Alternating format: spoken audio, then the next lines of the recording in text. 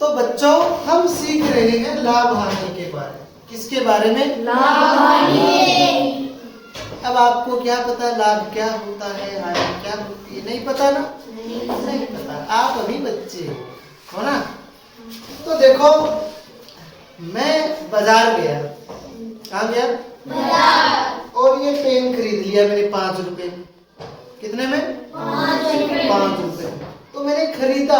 खरीदने को हिंदी में क्या बोलते हैं?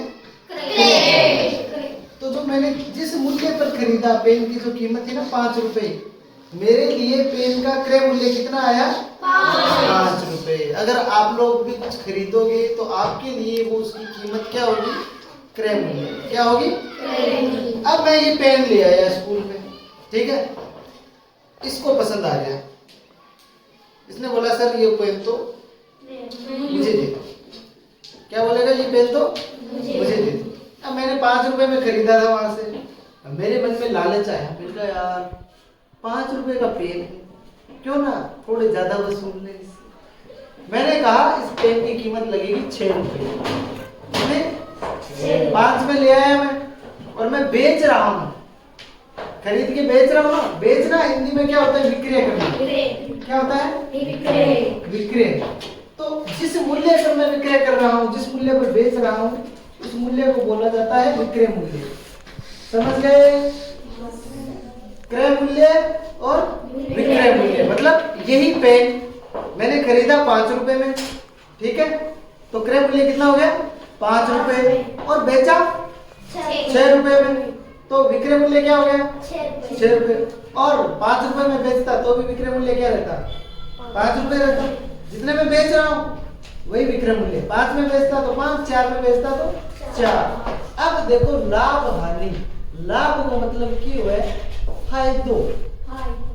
फायदो फायदो समझ गया नहीं? प्रॉफिट है, प्रॉफिट हो क्या हो? लाभ। अगर मान लो वो पेन में ज्यादा बेच दो, कम में खरीद के ज्यादा में बेचूं। खरीदा कम में है, ठीक है, सस्ता खरीद लाया और महंगा बेच रहा हूँ, तो मुझे क्या हो रहा है? लाभ। समझ गए ना? तो विक्रय मूल्य में से क्या घटाएंगे? क्रय मूल्य। मतलब जितने में बेच रहे हैं उसमें खरीदने वाला मूल्य अपन क्या कर देंगे? माइनस। जैसे मान लो मैंने 6 में बेचा और 5 में खरीदा, तो 6 माइनस 5 आ गया 1। यानी मुझे कितने रुपए का लाभ हुआ? 1 रुपए का। समझ गए या नहीं समझे? समझ गए ना?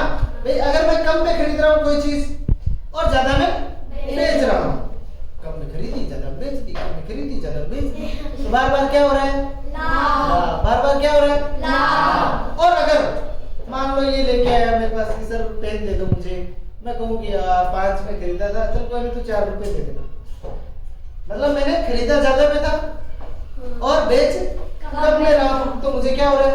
हानि। नुकसान हो रहा है ना? नुकसान हो रहा है, लॉस हो रहा है, उसको क्या बोलते हैं? हानि। हानि। हानि में क्या होता है? हानि में क्रय मूल्य में से विक्रय मूल्य घटाया जाता है, क्योंकि क्रय मूल्य ज्यादा है ना और विक्रय मूल्य कम, इसलिए क्रय मूल्य में से विक्रय मूल्य घटाएंगे। क्रय मूल्य माइनस विक्रय मूल्य। समझ गए या नहीं समझे? तो क्रय मूल्य कौन सा होता है? जिस पर हमने वस्तु खरीदी। विक्रय मूल्य बेची। लाभ अगर विक्रय मूल्य ज्यादा है, क्रय मूल्य कम है, तब क्या होगा? लाभ। और अगर क्रय मूल्य ज्यादा है, विक्रय मूल्य कम है, तो क्या होगी? हानि। समझ गए? इसमें एक टर्म और आती है अंकित मूल्य। अंकित मूल्य। अंकित मूल्य, अंकित का मतलब छपा हुआ, मुद्रित। अंकित का मतलब छपा हुआ, वस्तु के ऊपर छपा हुआ। एमआरपी लिखा आता है ना, जैसे मान लो कोई शर्ट है, उसके ऊपर छपा हुआ तो है 450 रुपए। कितना? मान लो 450 रुपए छपा हुआ है, उसके ऊपर लिखा हुआ है कि 450, और वो दुकान वाला कहे कि साहब 50 रुपए कम दे देना, तो उसने मुझे 50 रुपए की क्या दे दी? छूट। अंकित मूल्य कितना हुआ उसका? 450। तो इसमें अंकित मूल्य क्या होगा? 450। छूट कितनी होगी? छूट 50 रुपए की। 50 रुपए की क्या होगी? उसने कहा चलो कोई बात नहीं मार साहब छोड़ो, 50 रुपए की क्या बात है, आप कम दे दो 50 रुपए। तो मार साहब ने 50 रुपए कम दे दिए। तो मार साहब के लिए विक्रय मूल्य कितना हो गया? कितना हुआ मार साहब के लिए विक्रय मूल्य? भाई शर्ट का मूल्य कितना लिखा हुआ था? अंकित मूल्य कितना था? 450। छूट कितने की मिल गई? 50 की। तो मार साहब के लिए विक्रय मूल्य कितने का हुआ? 400 रुपए। अरे वाह, बहुत समझदार बच्चे हो आप, समझ गए ना? तो कितना हुआ? 400 रुपए। और घर लाए, घर लाते ही कोई दोस्त था मार साहब का, उसको पसंद आया, बोले मार साहब क्या शर्ट लाए हो, ये शर्ट तो मुझे दे दो। मार साहब बोले ऐसे कैसे दे दूं? कितने की है? 450 की। कितने की है? 450 की। जबकि मार साहब कितने में लाए थे? 400 में। तो ये 50 रुपए छूट वाले अगर मान लो ज्यादा बेचे, 450 में ही बेचे, तो विक्रय मूल्य कितना होगा उसका? 450। दुकानदार के लिए कितना हुआ था? 400। दुकानदार के लिए विक्रय मूल्य था 400। जिसने खरीदा उसके लिए विक्रय मूल्य था 400। और अगर हम वापस उसको बेच रहे हैं तो जितने में बेच रहे हैं, अगर 450 में बेच रहे हैं तो विक्रय मूल्य कितना होगा?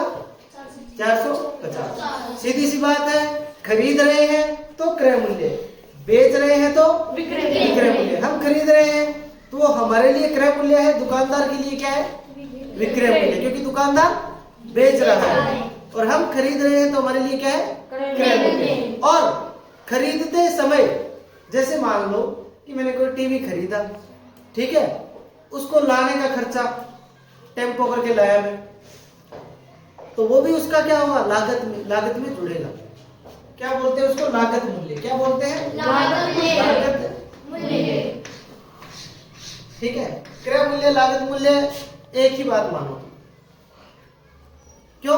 क्योंकि जो टीवी मैं खरीद के लाया हूं वो मेरे कितने में पड़ गया? टेम्पो का खर्चा जोड़ के तो पड़ेगा ना, टेम्पो का खर्चा जोड़ के ही पड़ेगा। तो लागत लगे कितने अपनी जेब से? लागत मूल्य, कॉस्ट प्राइस भी बोलते हैं, ठीक है ना? समझ गए? तो क्रय मूल्य में जितनी भी अन्य लागत होती है सारी मिला के लागत मूल्य बनता है। समझ गए? ये हो गया लाभ, ये होगी हानि, क्रय मूल्य, विक्रय मूल्य, अंकित मूल्य, छूट, लागत मूल्य, सब समझ में आ गया? ठीक है। अब प्रतिशत अपन ने सीखा ही था, पिछली क्लास में सीखा था ना। तो लाभ की गणना अगर प्रतिशत में करनी हो तो कैसे करेंगे? जितना अपना लाभ आया है, जितना लाभ अपना प्राप्त हुआ है रुपयों में, उसको रखेंगे ऊपर, ठीक है? सूत्र में हमेशा लाभ और हानि की गणना किस पर होती है? क्रय मूल्य। किस पर होती है? भाई खरीदने से जो हम जिस रेट में हमने खरीदा है उससे ही तो हम तय करेंगे कि लाभ हुआ है या हानि। समझ गए? तो गणना किस पे होती है? हमेशा क्रय मूल्य पे। और जैसा कि मैंने बताया था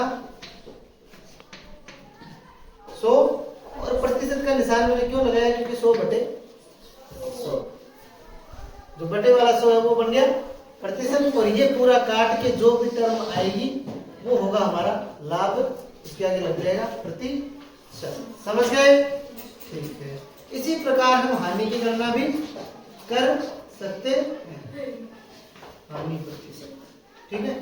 हानि प्रतिशत की गणना करनी हो तो हानि बटे क्रय मूल्य गुणा 100, ठीक है? समझ गए या नहीं समझे? ये आप हल निकलने के बाद में भी लगा सकते हो, जरूरी नहीं कि आप सूत्र में लगाओ नहीं लगाओ, कोई फर्क नहीं पड़ता, लेकिन जब हल निकालो तो उसको प्रतिशत में लिखना जरूरी है, ठीक है ना? समझ गए? अब हम एक एक्टिविटी के माध्यम से लाभ की गणना करना सीखेंगे। मार्कर कैसे दिया? 50 रुपए। लो। अरे तू तो मार्कर लाई है। हाँ नया है, अभी खरीद के लाई हूँ। ये तो मुझे दे दे, कितने का खरीदा है? पता है ये ज्यादा ले लेती है इससे पैसे, मैं तो कम में खरीद के लाई हूँ। 70 रुपए का है। ये लो 70। तो अब टीना और ज्योति, आप दोनों मिलकर बोर्ड पे टीना ने कितना लाभ कमाया इसकी गणना करो। करो बेटा। कितने में खरीदा था इसने? क्रय मूल्य कितना है मार्कर का?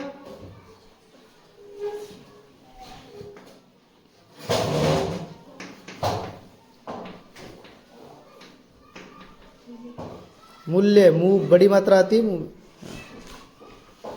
क्रय मूल्य कितना था? 50 रुपए। बेचा कितने में इसने?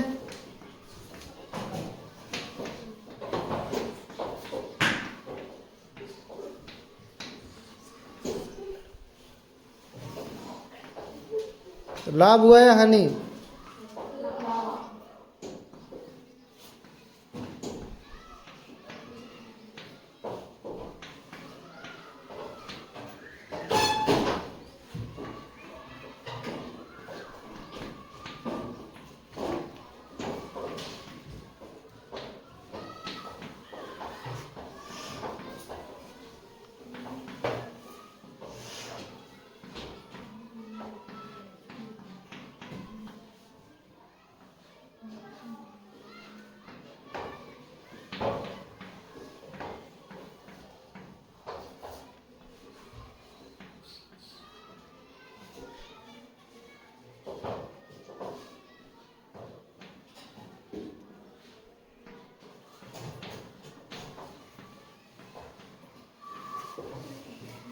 कितना प्रतिशत लाभ हुआ? कितना? 40%। समझ गए ना? जोरदार तालियां बजाओ इनके लिए।